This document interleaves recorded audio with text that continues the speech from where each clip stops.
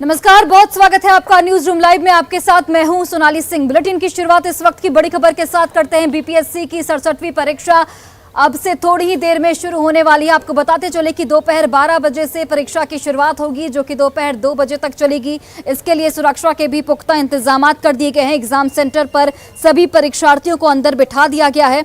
दोपहर 12 बजे से परीक्षा की शुरुआत होगी, जो कि 2 बजे तक चलेगी। आपको ये भी जानकारी देते चले कि एग्जाम के लिए 38 जिलों में कुल 1153 परीक्षा केंद्र बनाए गए हैं।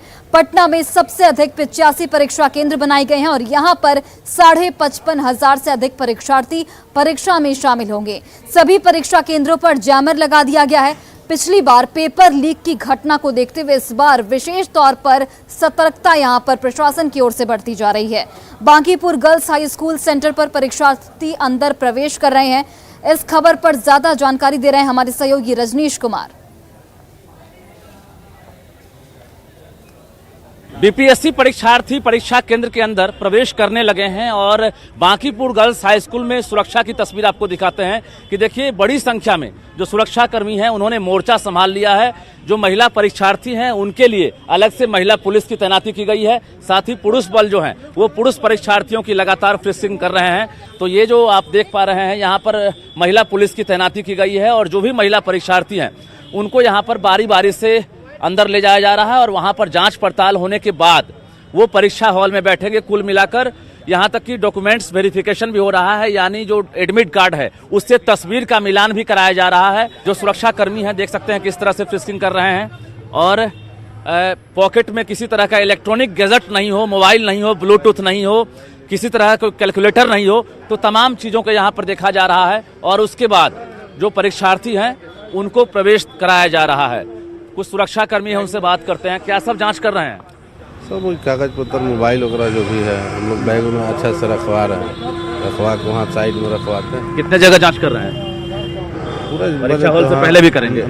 परीक्षा हॉल को पहले ही तक करिए रहे। ये देखिए पैन कार्ड है और उसके साथ साथ एडमिट कार्ड है और पैन कार्ड और एडमिट कार्ड में जो तस्वीर लगी है उस तस्वीर से फिजिकली रूप से यहाँ पर मैच कराया जा रहा है। तो कुल मिलाकर सभी तरह की सावधानियां बरती जा रही है ताकि किसी तरह की कोई गड़बड़ी नहीं हो और जो फर्जी परीक्षार्थी हैं वो इम्तिहान नहीं दे सकें, किसी तरह कोई कदाचार नहीं हो। इसको लेकर जो सुरक्षा व्यवस्था है वो पुख्ता किया गया है। महिला परीक्षार्थियों की संख्या काफ़ी ज़्यादा बढ़ी है और अधिकारी बनने का जो क्रेज है वो भी दिख रहा है। इसी में से जो अभ्यर्थी पीटी निकालेंगे, मेंस क्वालिफाई करेंगे, इंटरव्यू तक जाएंगे, उसके बाद डीएसपी बनेंगे, बीडीओ बनेंगे, सीओ बनेंगे, एसडीओ बनेंगे। तो एक कड़ा इम्तिहान है और जितना कड़ा इम्तिहान परीक्षार्थियों के लिए है उतनी बड़ी चुनौती आयोग और जिला प्रशासन के लिए भी है। कैमरामैन दीपक के साथ रजनीश कुमार, न्यूज़ 18 पटना।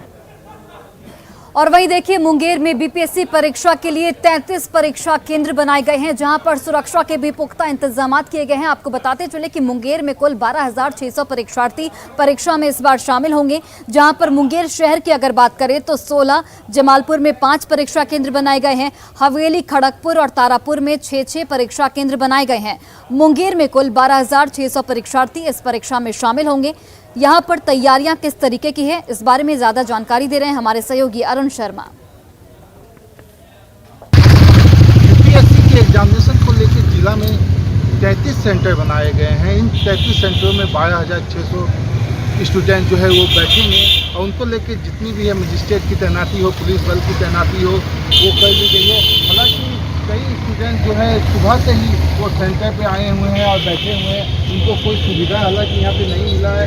इस वजह से वो सेंटर पे ही अपना खर्चा जो है वो जमाए हैं। यहीं पे आप देख सकते हैं कि अभी भी जो है वो क्वेश्चन को देखने में लगे हैं, तैयारी करने में लगे हैं कि बीपीएससी एग्जामिनेशन में किस ढंग का क्वेश्चन आएगा, कैसे आएगा। कुछ स्टूडेंट भी हैं जो कई जगहों से आए हैं, टेम्पो के माध्यम से आए हैं, है। हम उनसे ही जानना चाहते हैं कि क्या दिक्कत हुई, किन वजह से, कहाँ से आए हैं? गोपालगंज से आए हैं। तो क्या शिक्षा का कितने बजे आए? बहुत दिक्कत हुआ था, कई ट्रेन चेंज करके आए। अच्छा, रात में सोए नहीं है। अच्छा, तब पिछली बार पूर्णिया दे दिया था।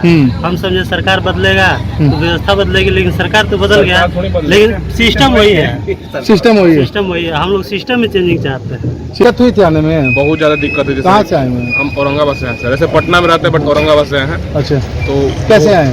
बाई ट्रेन है सर। ट्रेन आए हैं। दूसरे से सब कुछ आए हुए हैं। तो क्या लगता है एग्जामिनेशन ठीक ठाक जाएगा? तैयारी पूरा है? अगली बार जो कैंसिल हुआ था, अगली बार कैसा गया था? अच्छा गया था। जितने भी स्टूडेंट थे वो सही ढंग से एग्जामिनेशन देंगे। फिक्सिंग की पूरी व्यवस्था की गई है ताकि कहीं से भी कोई चीट या कोई इलेक्ट्रॉनिक डिवाइस अंदर ना ले जा सके। अरुण शर्मा, न्यूज़ 18 मुंगेर। और वहीं अगर बात भागलपुर की करें तो वहां पर भी बीपीएससी परीक्षा को लेकर प्रशासन बिल्कुल अलर्ट मोड पर है। आपको बताते चले कि प्रशासन की ओर से खास तैयारियां भी की गई हैं इसे लेकर, और परीक्षा केंद्र से 500 मीटर के अंदर सभी इंटरनेट कैफे और फोटो स्टेट की दुकानों को यहां पर प्रशासन की ओर से बंद करा दिया गया है। घंटाघर स्थित चंद्रलोक कॉम्प्लेक्स से ज्यादा जानकारी दे रहे हैं हमारे सहयोगी आशीष रंजन। परीक्षा आज 12 बजे से 2 बजे तक होनी है और उसको लेकर जो है इस बार कहीं से कोई गड़बड़ी ना हो, इसका को लेकर प्रशासन पूरी तरीके से मुस्तैद है। आप देख सकते हैं कि पुलिस के जवान जो है लगातार जो 500 मीटर के अंदर में जो कैफ़े है या फोटो स्टेट की दुकान है उसको बंद कराने के लिए पहुंचे हुए हैं। और पिछली बार जो मई में 8 मई को एग्ज़ाम हुआ था उसमें बीपीएससी का पेपर लीक हुआ था। उसके बाद इस बार जो है जैमर भी लगाए गए हैं परीक्षा केंद्र पर। वहीं आसपास के जो कैफ़े के दुकान है और फोटो स्टेट है उसको लगातार बंद कराया जा रहा है कि कहीं से भी कोई गड़बड़ी ना हो, परीक्षा में कहीं से भी कोई इस तरह का मामला ना हो कि फिर से जो है कहीं गड़बड़ी के कारण इस परीक्षा को रद्द किया जाए। इसको लेकर पूरी मुस्तैदी से काम किया जा रहा है। सर हैं हम उनसे बात करते हैं, क्या आदेश मिला है? रुके हम वीडियो रोके। हाँ। मैंने हम लोग का आदेश है वरीय अधीक्षक का कि एक डीएसपी रैंक से नीचे का संविधान नहीं कर सकता है। अच्छा, तो बंद करवा रहे हैं? हाँ, बंद, दुकान बंद हो रहा है अभी। तो आप देख सकते हैं कि लगातार लोग लगे हुए हैं और जो इंटरनेट कैफ़े है और फोटो स्टेट की दुकानें हैं उसको बंद कराया जा रहा है। और 3 बजे तक ये आदेश निकाला गया है कि जो इंटरनेट कैफ़े हैं जो परीक्षा केंद्र के नज़दीक हैं उसको और फोटो स्टेट की दुकानों को बंद कराने का काम किया जा रहा है। और परीक्षा को शांतिपूर्ण तरीके से करवाने के लिए जो है प्रशासन लगातार तत्पर है। आशीष रंजन, न्यूज़ 18 भागलपुर। और वैशाली में उत्पाद विभाग की टीम ने एक ऐसे डॉक्टर को गिरफ्तार किया है जो कि क्लिनिक की आड़ में शराब का कारोबार करता था। आपको बताते चले कि इस डॉक्टर को जब पुलिस ने गिरफ्तार किया तो यहां पर कई सनसनीखेज मामले का खुलासा हुआ। क्लिनिक की आड़ में डॉक्टर शराब का कारोबार कर रहा था। सूचना मिलने के बाद जब उत्पाद विभाग की टीम ने छापेमारी की तो वहां से पंचिंग मशीन, रैपर, बॉटल और भारी मात्रा में शराब बरामद किए गए। फिलहाल पुलिस इस पूरे मामले की छानबीन में जुट गई है। वहीं आरोपी डॉक्टर सुरेश कुमार को पुलिस ने गिरफ्तार कर लिया है और उससे लगातार पूछताछ की जा रही है। 3 ड्राम रैपर में 8 PM का टेट्रा पैक का, RS का, आपको royal challenge, blender Sprite signature का रैपर, पंचिंग मशीन, फिर एक दवा जो कच्चे माल के रूप में प्रयोग किया जा रहा था, हैदराबाद से मंगवाया जाता है जैसा कि डॉक्टर साहब बोल रहे हैं, और उसी के प्रयोग से सारा ये एक्टिविटीज़ नकली शराब बनाने का संचालित किया जा रहा है।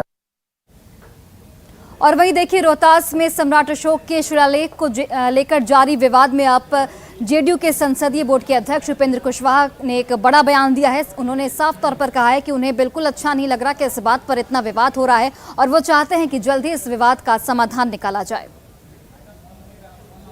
मामला बहुत पुराना है, अब तक इसका निपटारा क्यों नहीं हुआ, आश्चर्य का विषय। लेकिन इसका निपटारा हो जाएगा। हम जिलाधिकारी से हमने भी बात की है और आवश्यकता अनुसार जहाँ भी जरूरत होगी तो हम बात करेंगे और इसका निपटारा हो जाएगा। वहीं देखिए बीजेपी सांसद विवेक ठाकुर ने बिहटा एयरपोर्ट के लिए जमीन उपलब्ध नहीं कराने का बिहार सरकार पर गंभीर आरोप लगाया है और अब इस आरोप के बाद बीजेपी और जेडीयू में वार पलटवार का दौर बदस्तूर शुरू हो चुका है। इस रिपोर्ट को देखिए।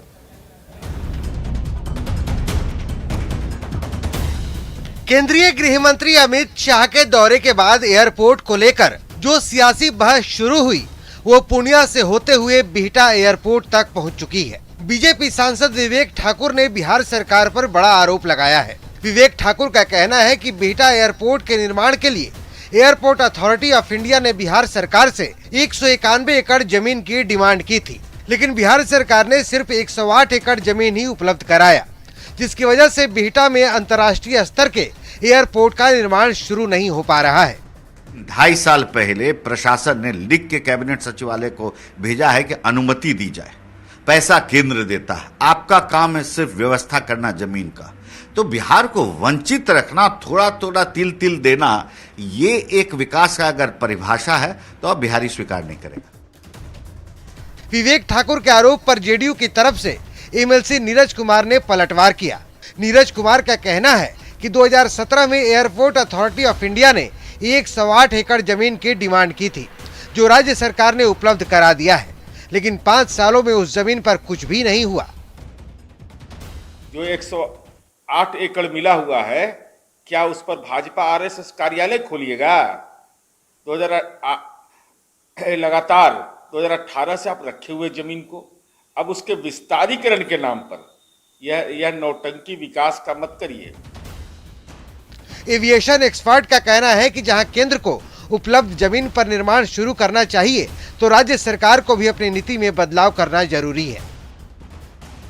तो मुझे लगता है कि केंद्र सरकार को खुले हाथों से राज्य सरकार को इस मामले में मतलब सहयोग देना चाहिए। दरअसल पटना का एयरपोर्ट काफी छोटा है। लैंडिंग और टेक ऑफ के समय कई बार बर्ड हिटिंग भी हो चुकी है। यही वजह है कि पटना की जगह पर बिहटा में अंतर्राष्ट्रीय स्तर का एयरपोर्ट बनाने की कवायद शुरू हुई है, लेकिन उसका निर्माण डिमांड और सप्लाई के सियासत में फंस कर रह गया है। पटना से न्यूज़ 18 के लिए शैलेंद्र कुमार की रिपोर्ट। और वही देखिए, शेखपुरा थाना पुलिस ने एक कार से भारी मात्रा में शराब बरामद की है। आपको बताते चले कि इस पूरे मामले में पुलिस ने 2 शराब तस्करों को गिरफ्तार किया है, जिनसे लगातार पूछताछ पुलिस की ओर से की जा रही है। पुलिस को चकमा देने के लिए तस्कर ने कार पर कार्यपालक अभियंता की साइन बोर्ड लगाकर रखी थी। शक के आधार पर पुलिस ने कार को रोककर जब कार की तलाशी ली, तो तलाशी के दौरान कार से शराब की बोतलें बरामद की गई। पुलिस ने शराब तस्करी के आरोप में 2 लोगों को यहां पर गिरफ्तार किया है। पुलिस अब गिरफ्तार लोगों से लगातार पूछताछ कर रही है।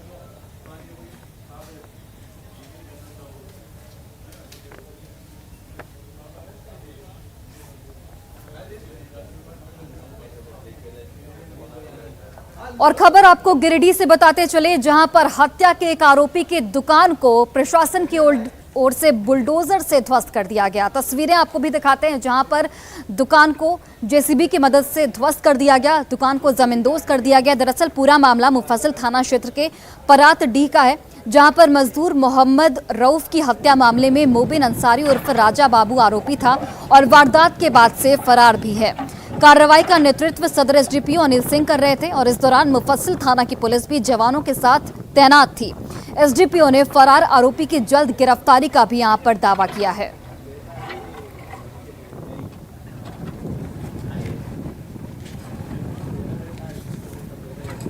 उर्फ राजा बाबू के द्वारा, जो कि पूर्व में रंगदारी और मारपीट के केस में जेल जा चुका है, वो इस क्षेत्र में एक तरह से दहशत फैलाए हुए था। उसके द्वारा सीसीएल का जो जमीन है उस पर अवैध तरीके से कब्जा करके वो बिल्डिंग खड़ा कर दुकान बनाया था। सीसीएल के पदाधिकारी और सुरक्षा कर्मियों द्वारा उसको बार बार मना किया जा रहा था, लेकिन वह मान नहीं रहा था, उनको भी धमकी दे रहा था। इस संबंध में प्राथमिकी दर्ज कर और कार्रवाई की गई है। उनके दुकान को तोड़ दिया गया है और उसकी गिरफ्तारी है, तो हम लोग लगातार छापेमारी कर रहे हैं और जल्द ही हमारी गिरफ्तारी होगा। और कोडरमा से आपको खबर बताते हैं, जहां पर करहरिया गांव में आयरन और फ्लोराइड युक्त पानी से लोग लगातार बीमार पड़ रहे हैं। लोगों का साफ तौर पर कहना है कि गंदे पानी की वजह से उनके बच्चे, उनके बुजुर्गों को लगातार बीमारियों का सामना करना पड़ रहा है और इसकी वजह से उनकी सेहत पर भी खासा असर पड़ रहा है। आपको बताते चले कि इस गांव में करीब 90 घर हैं और आयरन फ्लोराइड युक्त पानी पीने से दिव्यांगता के यहाँ पर लोग शिकार होते जा रहे हैं।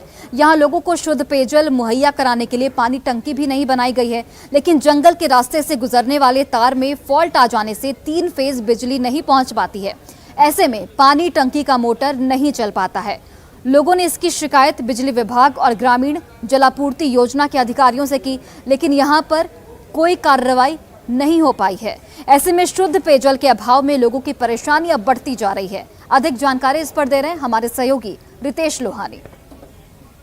इस वक्त हम मौजूद हैं कोडरमा प्रखंड के मेघातरी पंचायत स्थित करहरिया गांव में कि यहाँ जमीन से निकलने वाला जो पानी है या फिर तालाब में मिलने वाला पानी, बोरिंग का पानी जो है, उसमें आयरन और फ्लोराइड की मात्रा काफ़ी तेज़ है।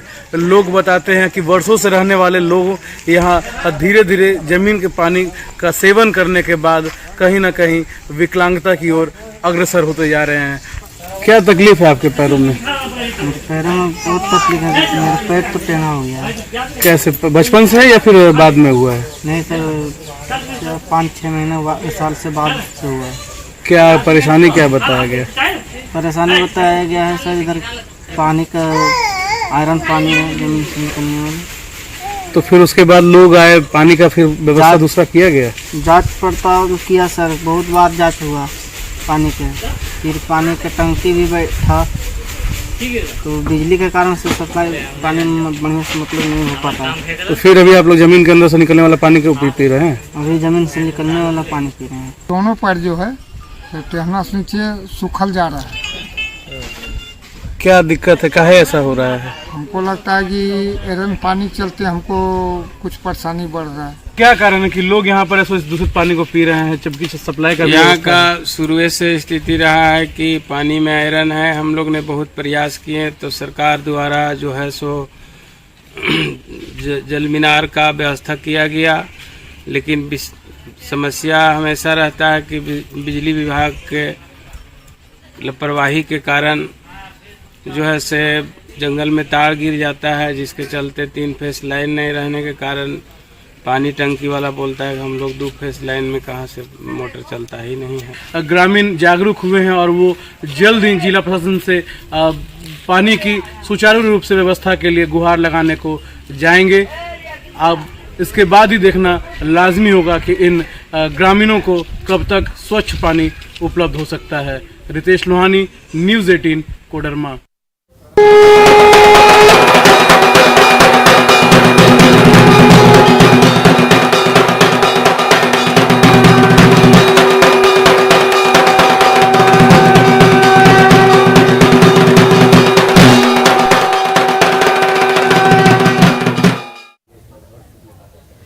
और आज नवरात्र का 5वां दिन है। 7वें दिन पंडालों में मां के पट खुल जाएंगे, जिसको लेकर तैयारियां भी अंतिम चरण में। आपको बताते चले कि सीवान की अगर हम बात करें तो यहां पर भी पंडालों को भव्य रूप दिया जा रहा है। लगातार लोगों में भी उत्साह देखने को मिल रहा है। कोविड के बाद ये पहला साल होगा जब लोग इतने उत्साह के साथ दुर्गा पूजा मना रहे हैं।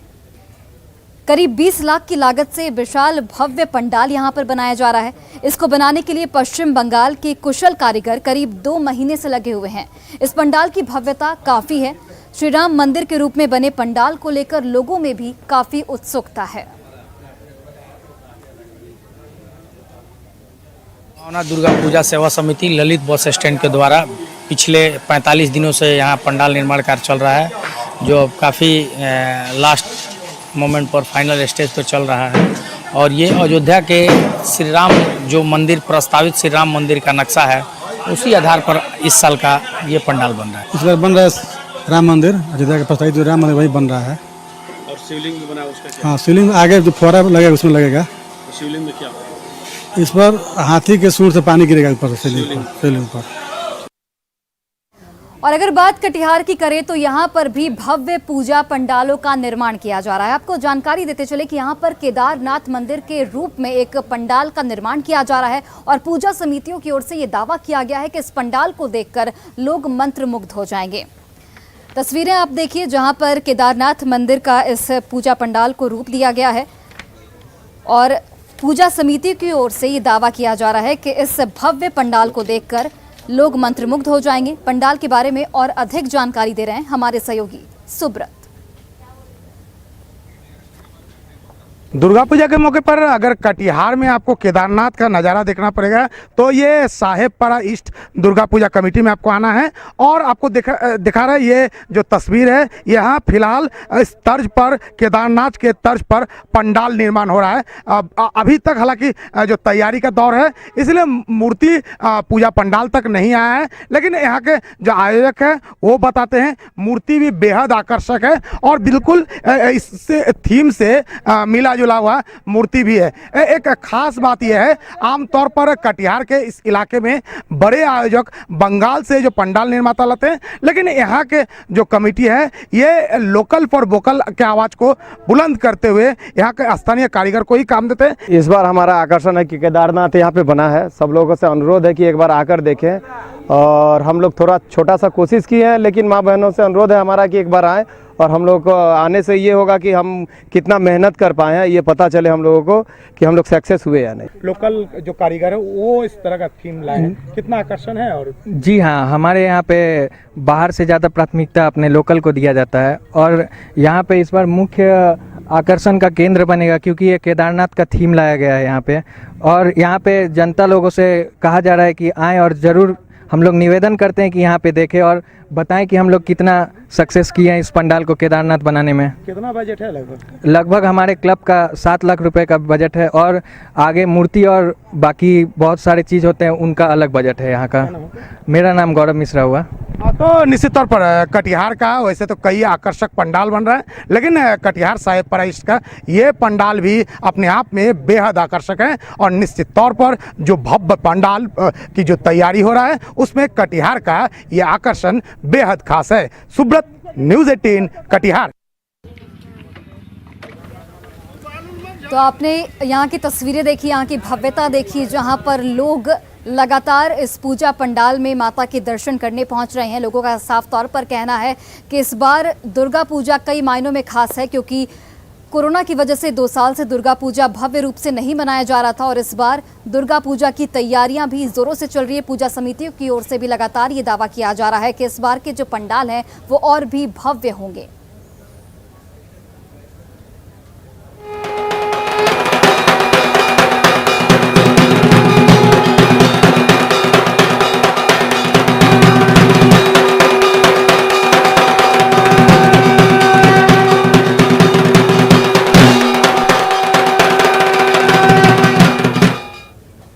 और फिलहाल इस बुलेटिन में बस इतना ही, लेकिन खबरों का सिलसिला लगातार जारी है। आप देखते रहिए न्यूज़ 18 बिहार झारखंड।